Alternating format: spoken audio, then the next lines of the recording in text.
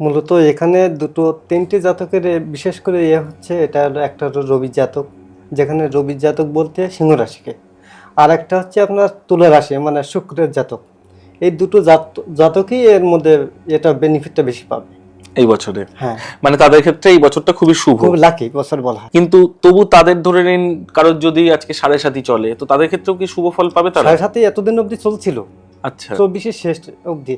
আর দেখা যায় জানুয়ারি ফেব্রুয়ারি মার্চে মোটামুটি আধাআধি যখন চলবে সময়, তারপরে এটা শেষ হয়ে যাবে, তারপর থেকে কন্টিনিউ করতে থাকবে।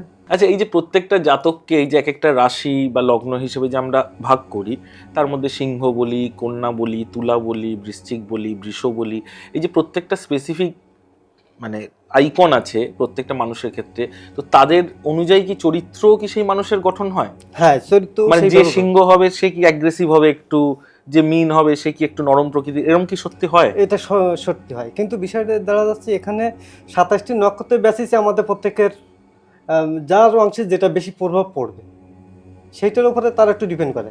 যদি সিংহ হয়, সিংহটাকে ফুলফিল আসবে না, কারণ এই 3টে 2.5টি নক্ষত্র মিনিমাম থাকবে, সেই 2.5টি নক্ষত্রের মধ্যে 13 ডিগ্রি করে। 13 ডিগ্রি।